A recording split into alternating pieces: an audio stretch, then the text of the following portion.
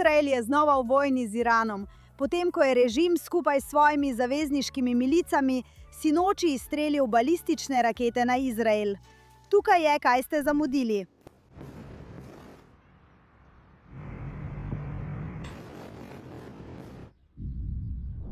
Pozdravljeni nazaj vsi skupaj na štirikotniku in ponovno, tukaj smo v vojnem načinu. In zato so moje čudovite sovoditeljice vse na svojih mestih, kjer živijo, vključno z našo posebno gostjo ta teden, Lili Mu, ki je naša strokovnjakinja za Iran in ki dejansko spremlja, kaj se trenutno dogaja v Iranu. Torej, Lili, naj začnem s tabo. Bombardiranje se je spet začelo sinoči, vsi bežimo v zaklonišča. Islamska republika trdi, da je to zato, ker je Izrael napadel Dahijo, ki je v bistvu osrednje igrišče teroristov Hezbolaha v Libanonu. Z vsem trudom poskušajo povezati ta dva konflikta, ravno ko so se pogajanja premikala naprej ali pa tudi ne. Ampak še pomembneje, Lili, rada bi, da nas popelješ nazaj v ta konec tedna, ker se je v Iranu nekaj dogajalo že pred vsem tem. Morda nam lahko poveš nekaj več o tem, kaj si slišala? Dobro, no, pozdravljena in šalom, Fleur. Dame, hvala, da ste me danes povabile. Upam, da ste vse varne. Prepričana sem, da so zvoki izstrelkov, ki prihajajo v vašo čudovito državo, zelo vznemirjajoči. Slišala sem jih, bila sem tam. Najprej in predvsem, iranski študentje so ponovno odšli na ulice. Režim se trese. Res je. Medtem ko je bil internet izklopljen, se je v Iranu zgodilo toliko stvari, za katere svet ni vedel. In obstajala je ideja, da v Iranu vlada le negotovost in tišina, prestrašeni ljudje v svojih domovih in nihče ne stopi proti režimu. Kar pa se je zgodilo v Iranu, je bilo to, da so Iranci občutili večji zanos kot kdajkoli prej, glede na to, kaj se je zgodilo 3 mesece pred začetkom te bombne kampanje proti režimu. Po januarskem pokolu, ki se je zgodil natanko pred 180 dnevi, imamo zdaj 3 dni, ko se ti dnevi ponavljajo. 180 dni 3-krat se ponavljajo. V našem spominu na živeče sorodnike in prijatelje. Nenadoma padejo na tla. Hodimo v bolnišnice po svoje družinske člane, vidimo strelne rane med njihovimi očmi. In kar je ta režim pričakoval, je bila popolna tišina in padec iranskega ljudstva. Kar se je zgodilo, je bilo vstajenje, kakršnega še ni bilo, ki se je nadaljevalo po vsej diaspori. In medtem, ko so bili Iranci v Iranu držani na muhi orožja, jim je reševalna misija, ki je potekala, vlivala upanje. In na vrhuncu varnosti in represije strani režima, ko so varnostne sile z brutalnostjo prišle in v enem dnevu aretirale 20.000 ljudi kot agente Mossada, ljudje niso odnehali. In zdaj, ko je internet spet nazaj, so Iranci videli, kaj smo počeli mi. Tudi mi smo videli, kaj so počeli oni. In pogum se je ponovno razplamtel, tako da so študentje na univerzah prišli na nekatere največje univerze, vključno z Isfahanom, celo dijaki so prišli na ulice in pozivali k spremembi režima. In rekli so, Džavid Džavić, še enkrat. Rekli so, predsednik Trump, ostanite na poti. Rekli so, Izrael, udari jih, mi to zmoremo. Torej, razlog, zakaj se je režim odločil, da bo 100 dan smrti njihovega malega mule, ki še niti ni pokopan, ne pozabimo. Ta človek je poskrbel, da iranski študentje, iranske družine, ki so bili ustreljeni natanko pred 100 dnevi, danes ne dobijo pogreba. To je izjemno, no najprej bi ga morda morali pokopati in to bi bil dober način, da se znebimo še nekaj več skrajnežev. Ampak Emilija, zakaj misliš, da se to dogaja prav zdaj? Misliš, da je navidezno in nisem prepričana, če se s tem strinjam ali ne, ampak rada bi ti to postavila, Emilija, ker vem, da imaš o tem nekaj misli. Ampak ta navidezna obupanost ameriške vlade, da bi sklenila dogovor, čeprav še vedno nisem prepričana, ali je vse skupaj le predstava ali pa je resnično, ampak recimo, da je Islamska republika zaznala, da si Američani res želijo skleniti dogovor. V tem primeru so bili stisnjeni v kot in postajajo vse drznejši. Premagani so bili še pred koncem tako imenovanega premirja. In zdaj postajajo spet drznejši, saj so napadli Izrael z 11 balističnimi raketami, Kako to razlagaš, Emily? Ja, mislim, da v tej uri, ko snemamo, mislim, da smo že pri kakih 20 balističnih raketah. Draga. Na Izrael je bilo izstreljenih več različnih valov raket. Ampak očitno je bilo, da se bo to zgodilo. Vsakič, ko popuščate temu režimu na kakršenkoli način, ne glede na to, ali gre za desničarsko ali levičarsko ameriško administracijo, je rezultat enak. Vsakič, ko prejmejo kakršenkoli popustek, se odzovejo še bolj odločno. Če Izrael ne bi odgovoril, bi verjetno ponovno streljali. In veste kaj? Če bi bila na njihovem mestu, bi verjetno storila enako. Ja. Tako delujejo, to je edini način, da so se do zdaj lahko obdržali. In tega ne pravim kot kakršnokoli pohvalo, Ampak ja, to dejansko deluje, če govorimo o preživetju, vsaj za nekatere izmed njih. In to je resen problem. In mislim, da je to, kar zdaj vidimo, posledica pomanjkanja predvidevanja v ameriški administraciji. In to je nekaj, kar je bilo značilno za ameriško zunanjo politiko že desetletja, mimogrede. Tako na desni kot na levi, da preprosto ne razumejo Bližnjega vzhoda. In hkrati želijo posegati in imeti prste v vsem. Namesto, da bi Izraelu dejansko dovolili opraviti delo, ki ga je treba opraviti, in mu dali polno podporo. Ker Izrael ve, kako se spopasti s sovražnikom, kot je Islamska republika. In na vsakem koraku je predsednik Trump. Iz enega ali drugega razloga, pa naj bo to upravičeno ali ne, v redu, v to se sploh ne bom spuščala. Ustavil je Izrael, da bi lahko nadaljeval, večkrat zapored. Tudi zdaj poziva Izrael in Islamsko republiko, naj prenehata streljati druga na drugo. To ni pravilen odziv. Takšen odziv daje signal, opogumlja režim. To daje režimu signal, da lahko še naprej napada zaveznike ZDA, naj bo to država Izrael ali katerakoli druga arabska država v Perzijskem zalivu. Pravkar sem govoril po telefonu s predsednikom Trumpom, ki spremlja razvoj dogodkov po vsej regiji. Povedal mi je, aj bi predlagal Iranu. Izstrelili ste svoje rakete. To je dovolj. Vrnite se za mizo in sklenite dogovor. Vprašal sem ga o tistih začetnih napadih IDF, ki so se zgodili danes prej. Povedal mi je, da niso bili usklajeni z Združenimi državami. In vprašal sem ga za odziv na izraelske napade na Hezbolah v Bejrutu. In predsednik Trump je rekel, nisem zadovoljen s tem. Kot to ni sprejemljivo vedenje. In to ne bi smelo biti sprejemljivo za predsednika ZDA, glede na to, da so vse te države napadene strani istega subjekta, istega problema, bodi si prek terorističnih posrednikov, kot so Hutiji in Hezbolah, ali pa druge države napada Islamska republika. Tako da je to zelo zgrešeno. In še nekaj, preden utihnem, kar želim dodati glede videoposnetkov, ki so prišli ven, potem ko je bil internet ponovno vzpostavljen.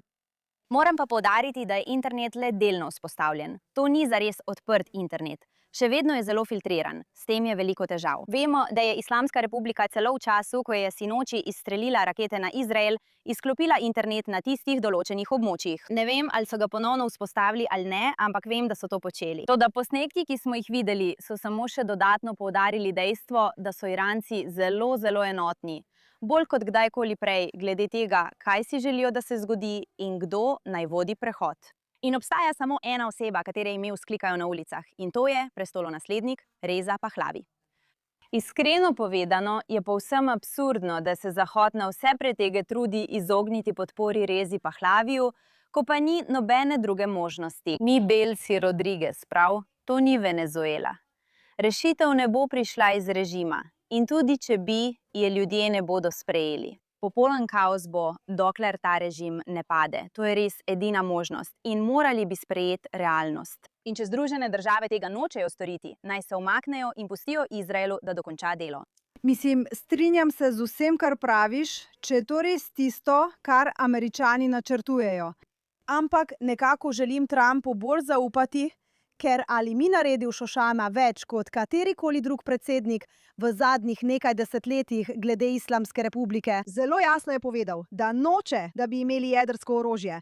Zelo jasno je povedal, da bo, veliko je blefa, ampak rekel je, da vas bo uničil. Samo včeraj pred bombardiranjem je rekel, no, ali bomo sklenili dogovor, ali pa se bomo vrnili v vojno.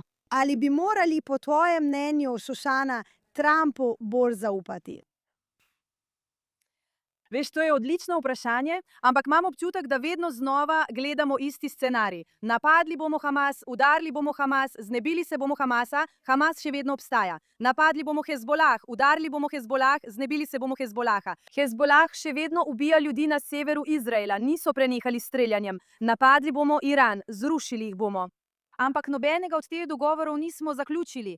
Zato se sprašujem, zakaj še vedno? Ponavljamo isto napako. Navsezadnje, Vsi so iranski režim? prav. Torej, če bomo to storili, če se bomo resnično znebili Hamasa, če se bomo resnično znebili Hezbolaha, moramo opraviti z iranskim režimom. To je to. Vem, da je težko. In zdi se mi, da je Američanom zelo težko zaradi politike, veš, ker so tako daleč od tega, preprosto jih sploh ne prizadene. Tako da zanje je to tako, da bi moral vsaj 20 minut razlagati geopolitično situacijo, da bi sploh razumeli, kako jih to vpliva, dokler tega ne začutijo na bencinski črpalki. Iskreno ne vem, Trump, in če mu damo prav v dvomu, je navsezadnje on ameriški predsednik. Torej, če so njegovi ljudje proti temu in on tega ne zaključi enkrat za vselej z enim odločilnim udarcem, res ne vem, kaj bo naredil, ker tega ne moreš početi ves čas, ne moreš iti in se vračati. To preprosto ni pravi sovražnik za kaj takega. Pravzaprav se ne strinjam. Mislim, da Združene države Amerike izpolnjujejo zelo pomembno vlogo v svetovnem političnem dialogu. In ne vem, če to pomeni, da morajo Združene države Amerike posredovati vsem in vedno biti svetovni policaj. Ampak, ko gre za to, da zavzamemo stališče proti tretjemu rajhu našega časa, proti režimu, ki je odgovoren za največje število terorističnih napadov, največ žrtev na Bližnjem vzhodu in drugod po svetu kot katerikoli drug posamezen subjekt, vključno s terorističnimi organizacijami, od katerih je veliko dejansko pod njihovim nadzorom. Mislim, da obstaja dolžnost, mislim, da to vpliva na ameriško ljudstvo veliko bolj, kot se zavedajo. Vsekakor moramo poskrbeti za neko obliko ozaveščanja, da bodo razumeli, ker je pravi vpliv trenutno subverzija. Absolutno. Mislim, da imajo Združene države kot država zaradi tega, za kar se zavzemajo, etično dolžnost, da ukrepajo v tej situaciji. In mislim, da je to samo še bolj poudarjeno zaradi dejstva, da je predsednik Trump že prej dal te izjave. To je bil njegov izgovor, da se je sploh začel ukvarjati s tem. Ja? Pozival je Irance, naj ostanejo na ulicah. In mislim, da to prinaša odgovornost in da ga moramo zato tudi klicati na odgovornost. In mislim tudi, da je to, kar je naredil, da bi oslabil odvračanje za Združene države, izjemno nevarno. Kar je bil pripravljen tolerirati, pomeni tveganje za ameriška življenja po vsem svetu. Precedenci, ki jih je postavil, so popolnoma nesprejemljivi. In morda igra dobro policistko, slabo policistko, morda res, vendar ima to posledice. Obstajajo tudi nenamerni učinki in to je eden izmed njih.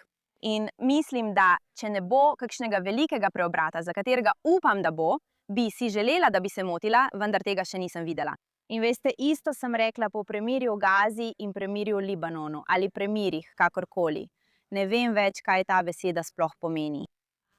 Ampak v enačbi se v resnici ni nič spremenilo. Tako še naprej čakamo na nekaj, kar iz Trumpove administracije še ni prišlo. Kljub temu je že prej uporabil takšno zvijačo. In bili smo kritični, dokler se ni odločil za to. Potem pa smo menili, da je zmedel sovražnika. Včeraj je govoril z izraelskim novinarjem iz Axios, Barakom Ravidom, in mu rekel, Bibi naj raje ne napade. In potem se je pogovarjal z Bibijem in očitno dal Bibiju proste roke, da stori, kar je bilo treba. Le vemo, ali je to omejeno, le vemo, koliko tega je. Zame, in veste, v Jeruzalem Postu je bil članek, ki ga je napisal David Weinberg.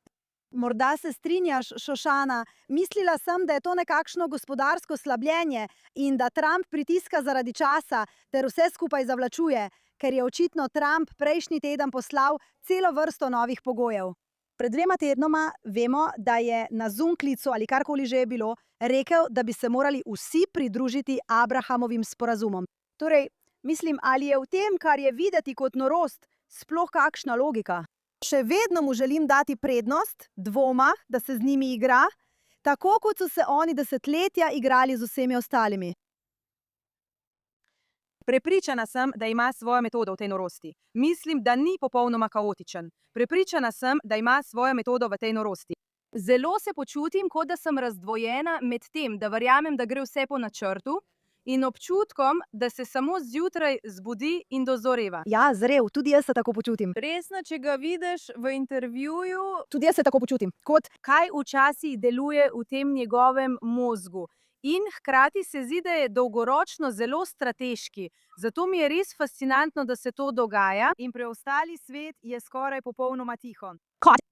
V Združenih narodih ni nobenih varnostnih zadev in ni nobenih sestankov. vsi samo sedijo in si mislijo, no, bomo videli, kaj se bo zgodilo, kar se mi zdi popolnoma fascinantno. Kot da so trenutno na svetu samo 3 igralci, ki dejansko štejejo. Čeprav to očitno ni res, kaj ne?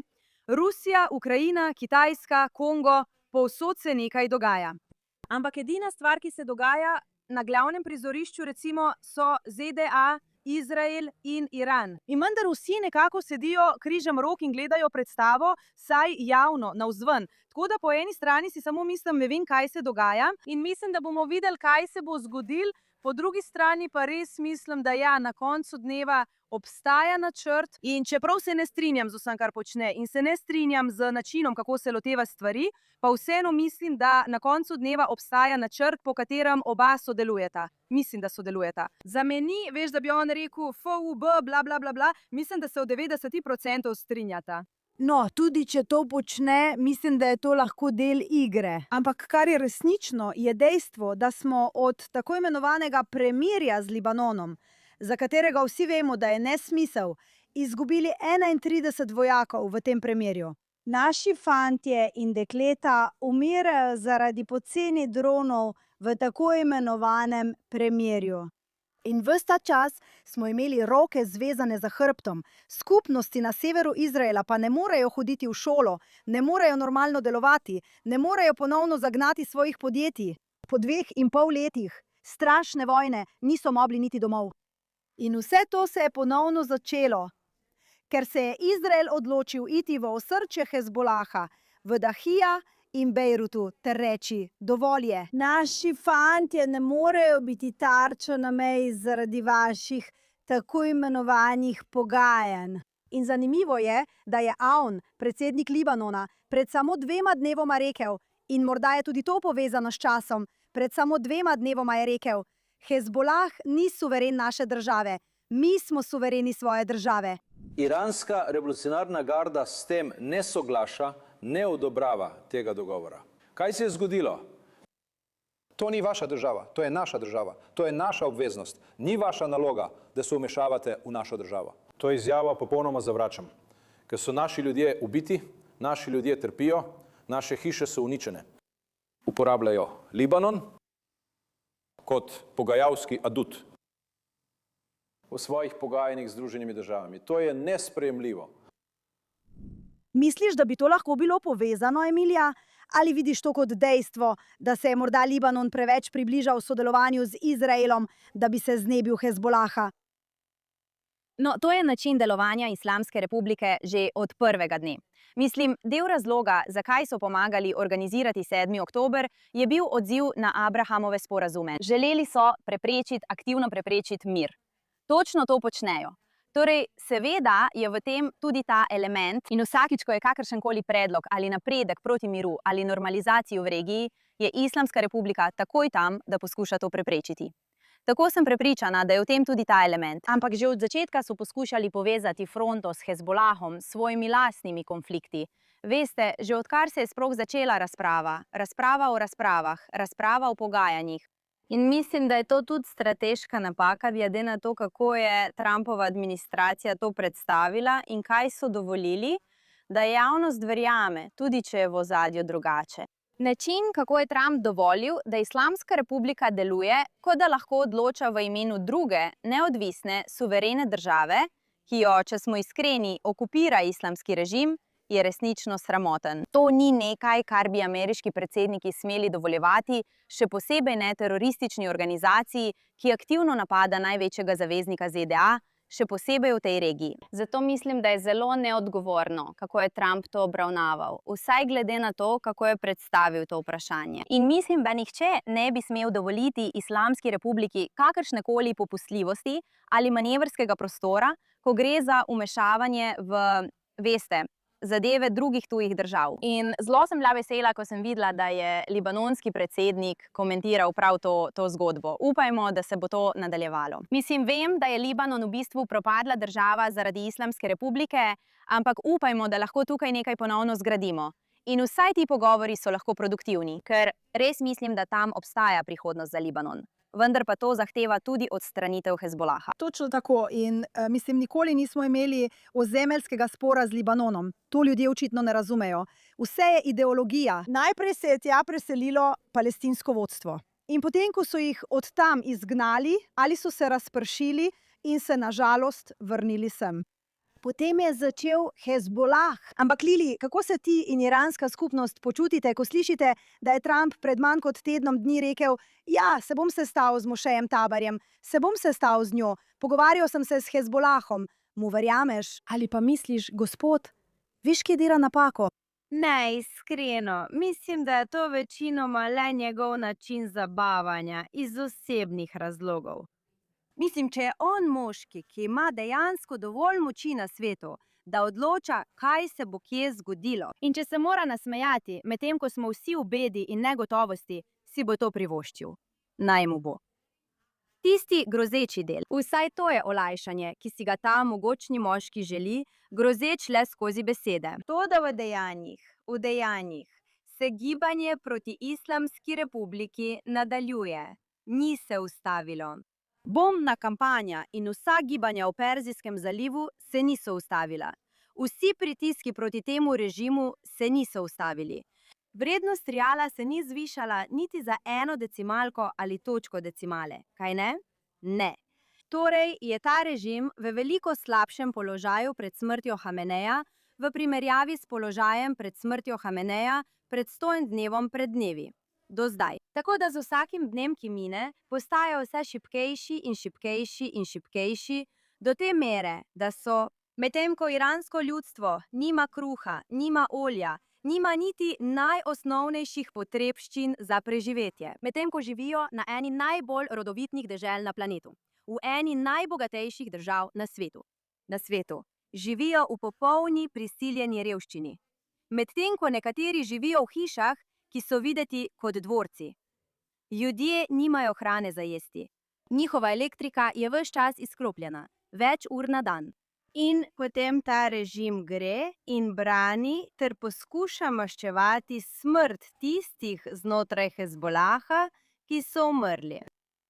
V 48 urah so izginili 100.000 Irancev. Iransko ljudstvo se vsakič, ko član režima izgine, razveseli.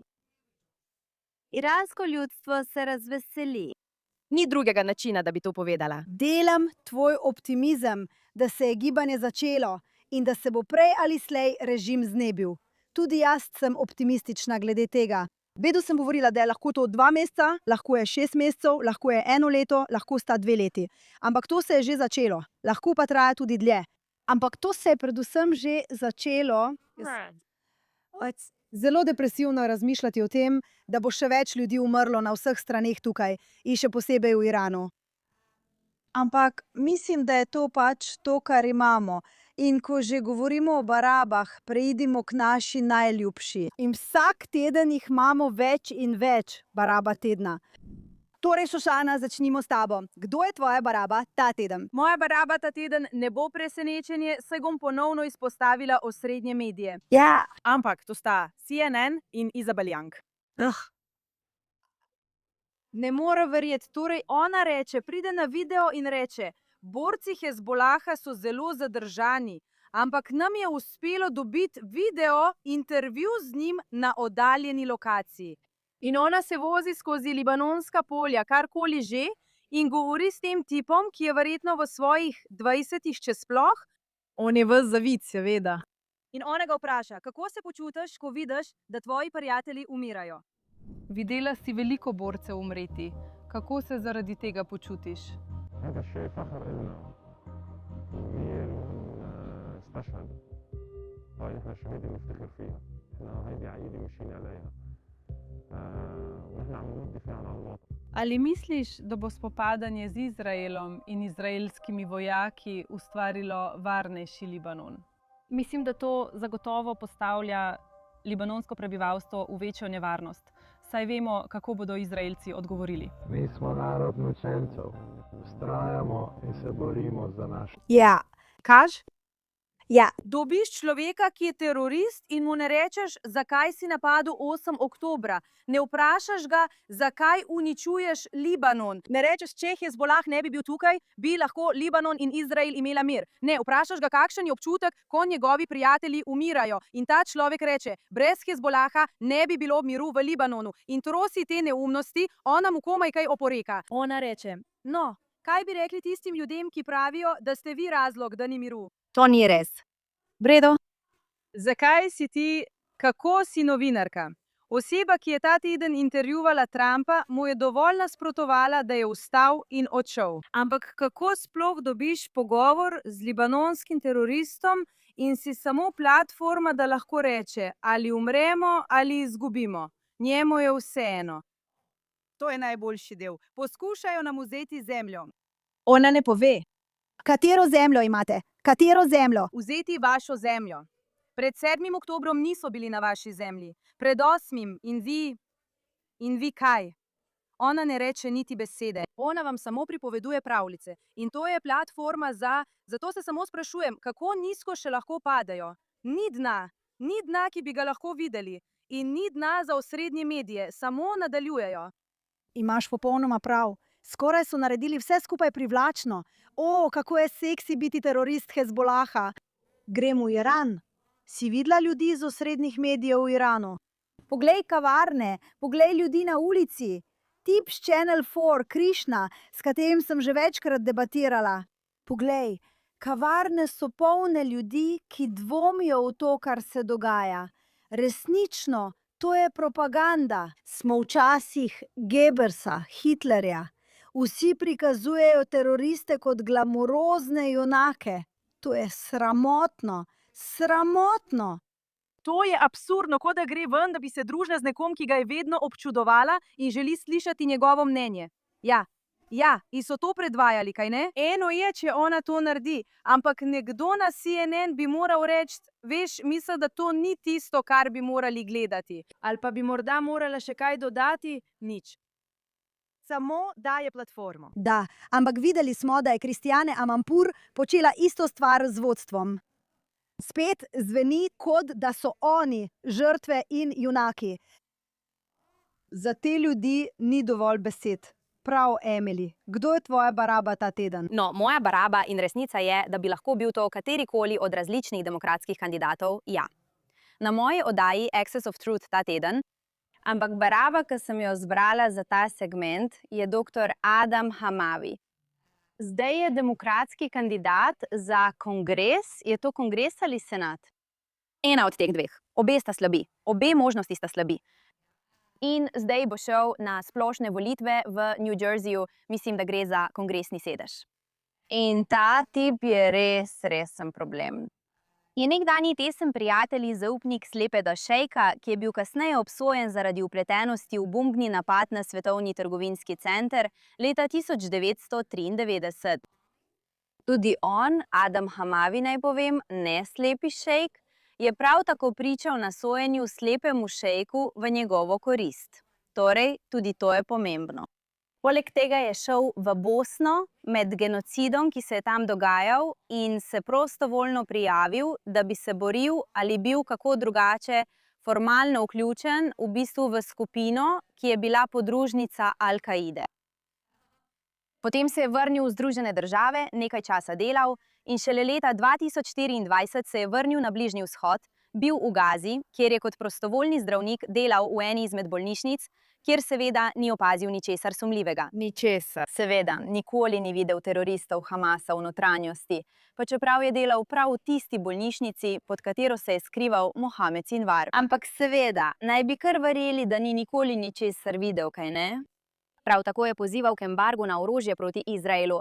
Nasprotoval je financiranju železne kupole za Izrael, ki je, naj spomnim naše gledalce, izključno obrambna. V bistvu si ta človek želi, da bi umrlo več Judov, kar ni presenetljivo. Žal se zdi, da je to eno od novih stališč demokratske stranke v Združenih državah. Upam, da bojo naredili kaj, da se distancirajo od take retorike, ker trenutno ne gre v pravo smer. Kljub temu je moj izmeček tedna dr. Hamavi. Menim, da bi ga morali popolnoma izločiti iz volitev. To bi bila odgovorna stvar. Saj si ne morem predstavljati, da bi nekdo, ki je bil izrecen podpornik terorizma in je povezan s teroristi, služil v kongresu. Mislim, to je noro, norost. Popolna norost. In prav tam je tudi tip z nacistično tetovažo in zlorabljalec žensk, ki prav tako kandidira za demokrate. Kot da so nacisti prevzeli demokratsko stranko. Tako je depresivno, je smešno. In vem, da so med demokrati tudi odlični ljudje, vendar izgubljajo svojo stranko. Mislim, vemo, da imajo republikanci nekaj antisemitizma, vendar se proti temu borijo. Oni se proti temu borijo. Mislim, da so se demokrati preprosto udali. Ja, zelo strašljivo je, kar se dogaja. Mislim, tudi na desnici je nekaj norcev, kot vemo. Na obeh straneh ni pomankanja norcev, ampak ljudje, ki jih demokratični socialisti Amerike, DSA, posebej podpirajo in namenoma kandidirajo, so skrajneži. Mislim, bili so na obrobju in zdaj popolnoma prevzemajo demokrate, ki dejansko ljubijo Ameriko in ki se morda ne strinjajo z republikanci, ampak želijo izboljšati Združene države. To pa ni tisto, kar si ti ljudje želijo. Ljudje, kot je Haman, to niso ljudje, ki bi želeli izboljšati Ameriko. To so ljudje, ki želijo Ameriko uničiti. In prav tako so normalizirali svoj antisemitizem. Fantastičen ničvrednež. Upajmo, da izgubi. Bog nam pomagaj. Lili, kdo je tvoj ničvrednež ta teden? Si pripravljena? Torej, v Združenem kraljestvu je vodja zelene stranke Zek Pulinski. Sovražimo ga. Sovražimo ga. Zaradi njega me spravlja ob pamet. In ta moški je gejevski komunist. To je tako paradoksalno. On ne ve. Gre za to, da je Homeini sprožil transpaktno vojno, ker je hotel biti gej, ampak samo s trans osebo. Tako da bi bilo muslimansko. V redu, očitno. Tako da v Iranu, če ujamejo geja pri dejanju, se mora eden od njiju odločiti za preobrazbo. Drugače bosta oba dobila smrtno kazen in potem se bosta poročila. Torej, zapomnite si, Zek Pulinski je v zadnjih 6 mesecih poskrbel, da je vodil številne kampanje v Londonu, kjer je povsod slavno vihrala zastava Islamske republike. Se sprašujem, kdo to plačuje? In bil je glavni, največji zvezdnik za upanje nesovraštvo, kar je ta stranka ali gibanje za odprte meje. Kljub temu pa želi nadzorovati priseljevanje za vse britanske državljane, ki so kdaj obiskali Izrael ali imajo kakršnokoli naklonjenost do Izraela. Sionista je treba imeti pod nadzorom. Misli, da je v Islamski republiki. Dobesedno, to je sramota. In on je vodja britanske parlamentarne stranke. Žalostno. Ampak veš, vsaj mi smo tukaj, da to izpostavimo. Ja, ampak veš kaj, ni samo gej, je tudi Jud, Lili. In popolnoma se je obrnil proti svoji družini, svoji skupnosti. Pred 2 dnevoma so ga videli v majici z napisom Osvobodite Marwana Barghoutia, morilca in terorista. Je Jud, ki se je obrnil proti lastnemu narodu. In nekega dne ga bodo izgnali ali islamisti ali pa antisemiti. Ali antisemiti, o bog, ja. Ja, Lili, o Zahu Polanskem ne moremo povedati dovolj slabih stvari. Mislim, da je propadel igralec, propadel hipnotizer, popoln zguba, ne zna se obleči, izgleda kot zajček dolgouhec ali Goofy in povrhu vsega je še samo sovražni Jud. Torej je že drugič fantastičen izmeček. In predvidevam, da bo, dokler ga islamisti ne vržejo ven, še naprej krasil našo rubriko Izmeček tedna. V redu, zdaj moj izmeček tedna predstavlja razred ljudi imenovanih propadli levičarski ekstremistični izraelski akademiki, ki zapustijo Izrael, ker tukaj niso mogli dobiti stalne zaposlitve. Ker veste, imamo veliko pametnih ljudi, zato je veliko konkurence. In kar naredijo je, da grejo na te univerze po svetu in seveda prebujene univerze nimajo nič raje, kot zaposliti in dati stalno zaposlitev Izraelcu, ki govori proti izraelske neumnosti. In potem rečejo, ampak to je Izraelec. Alan Dershowitz dejansko govori o tem, kako obstaja cel razred teh izraelskih akademikov, ki samo pretvarjajo, da predstavljajo, kaj se tukaj dogaja, in ne predstavljajo nikogar razen samih sebe, ki sovražijo sebe. In ne morejo se vrniti v državo, ker nihče tukaj ne bi govoril z njimi. Eden od teh likov se imenuje Shael ben Efraim. In nočem slediti tem sovražnikom, ampak on se mi ves čas pojavlja na mojem X-u. In vsakič, ko ga preberem, mi je slabo, ker se imenuje bivši diplomat.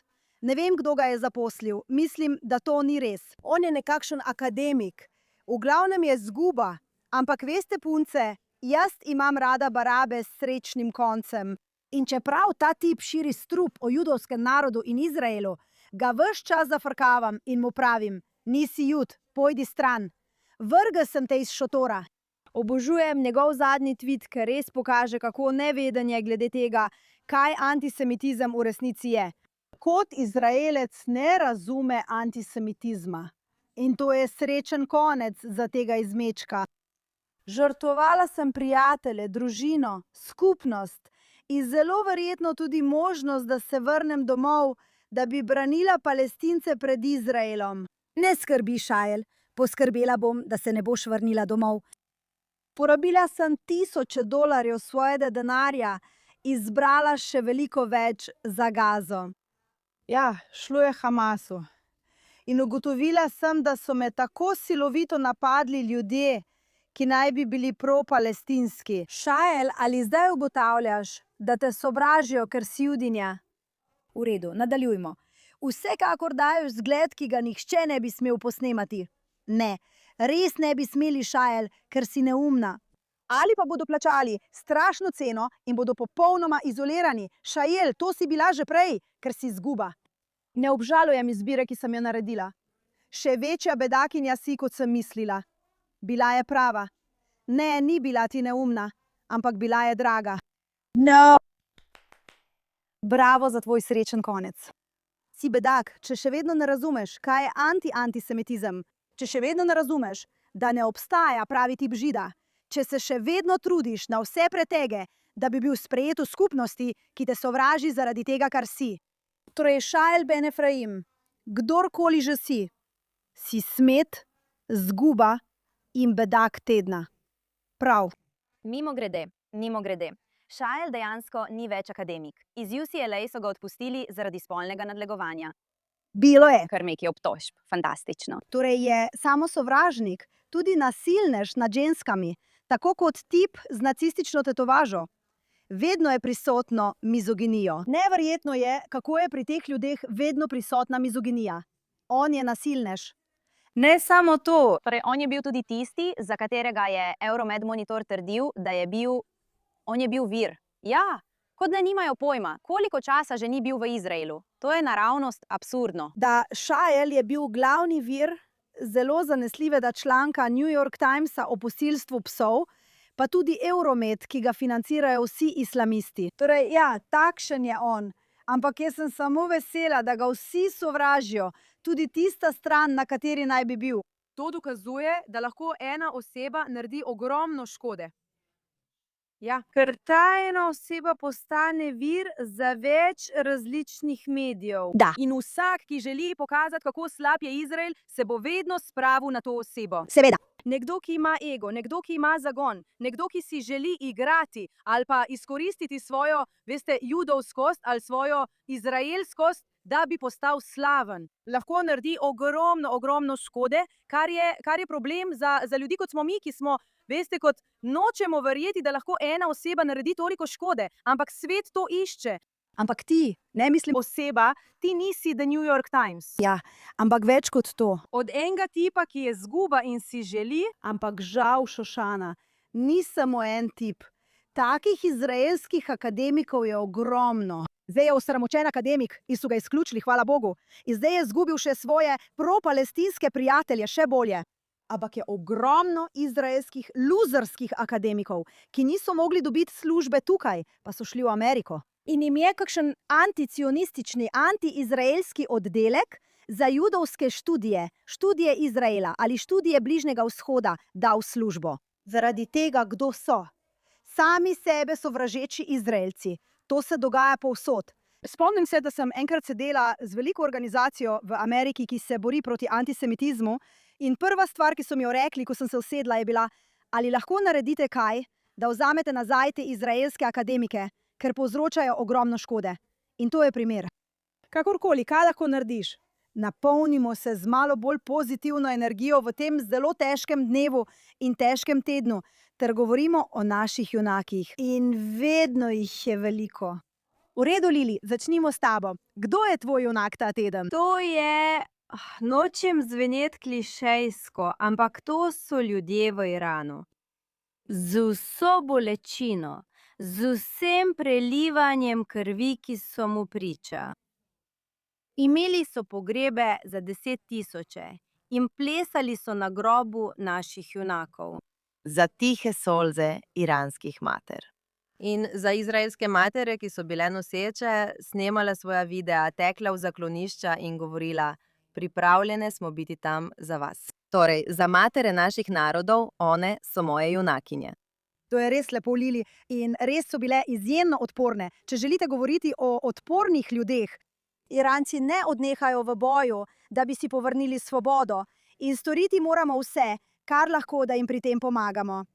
Ema, kdo je tvoja junakinja ta teden? Juvinte. Fant. Torej, moj junak ta teden je nekdo, o katerem smo govorili pred nekaj minutami. In izbrala bom predsednika Libanona, predsednika Aouna. Mislim, da je bil pod ogromnim pritiskom in čeprav se zagotovo ne strinjam z vsem, kar je povedal o Izraelu, je način, kako se je postavil po robu, na način, kot se prejšnje vlade niso mogle, zelo pogumen. Bolj kot to počne, bolj tvega svoje življenje. Ja. Vemo, da je Hezbolah v preteklosti ubil libanonske uradnike, libanonske voditelje države, torej to, kar počne, je zelo resno tveganje. In mislim, da bi bilo to treba pohvaliti.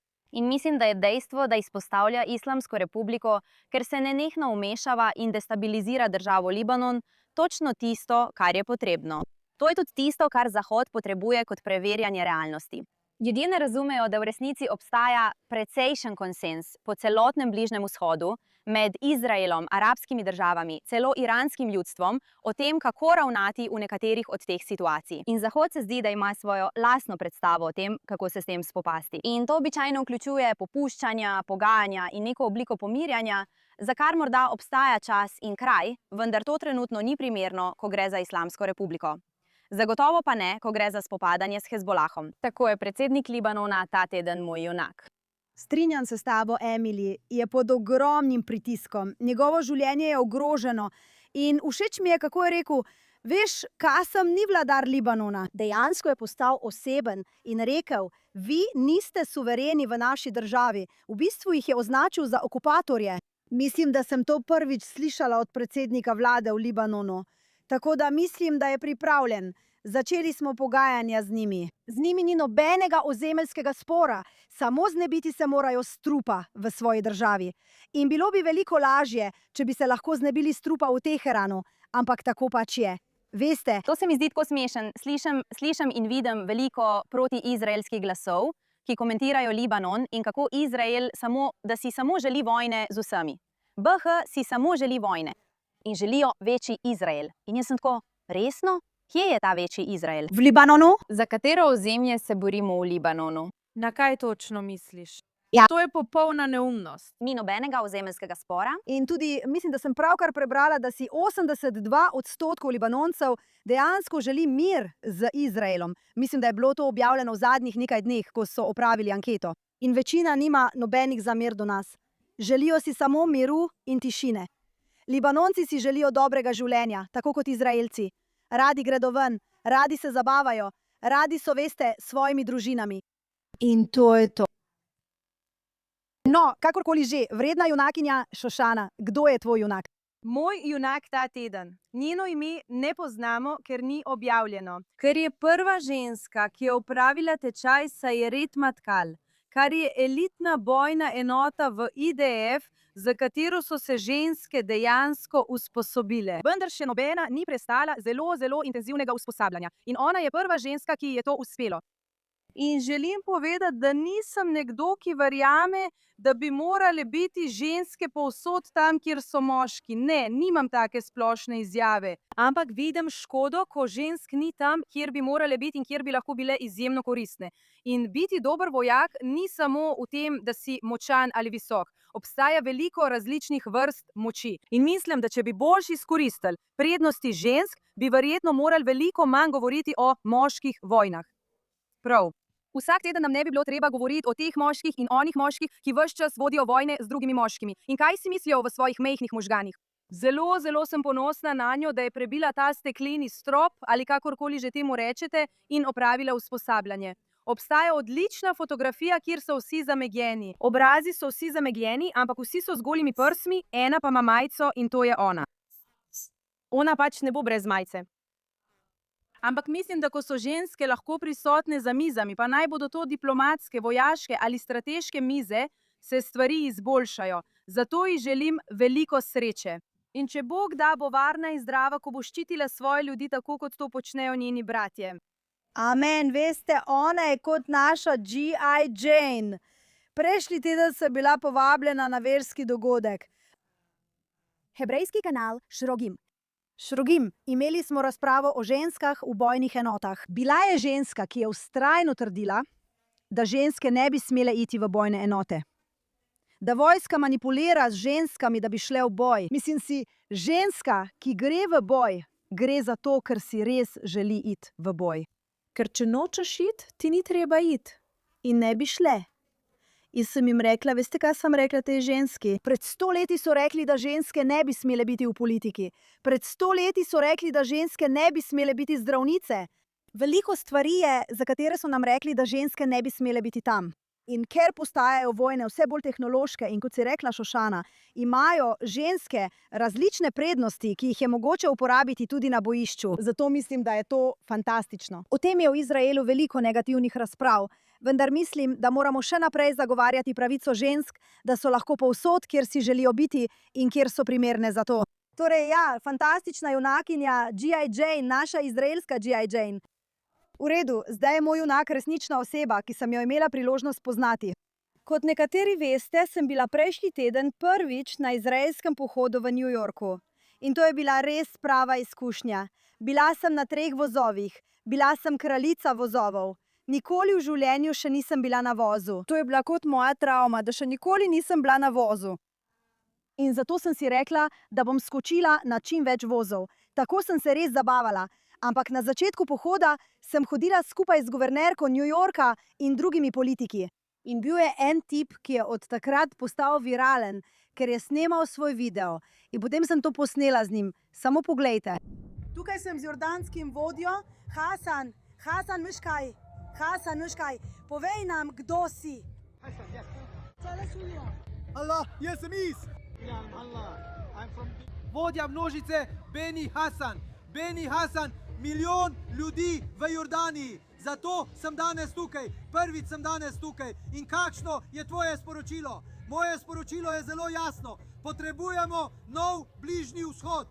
Smo na bližnjem vzhodu. Judovsko ljudstvo ima dovolj, zdaj pa moramo postati partnerji in prihodnost bližnjega vzhoda dobri partnerji. Zato to potrebujemo. Ne potrebujemo več sovražnega govora, ne več terorja, ne več prelivanja krvi. To je tisto, kar potrebujemo. To je tisto, kar potrebujemo. Zato prihajam.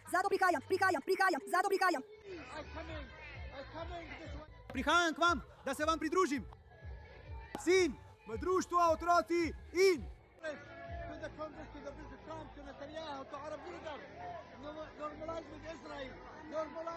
z vsemi skupaj, z roko v roki, to je tisto, kar potrebujemo.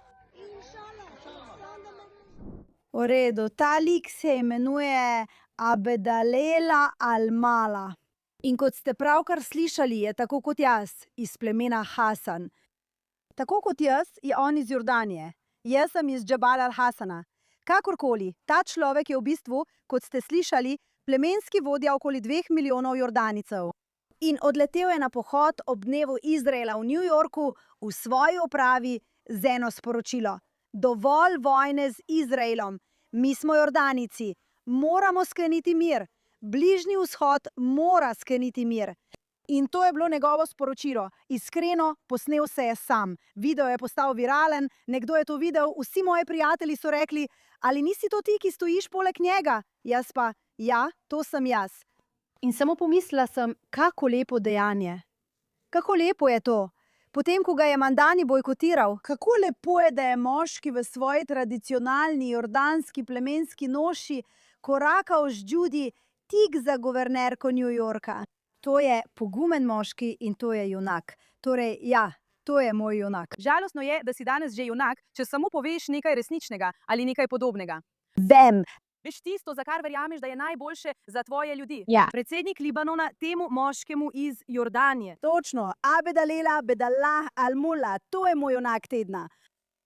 Hvala vsem za ogled. Že zdaj je bil, veste, res naporen teden.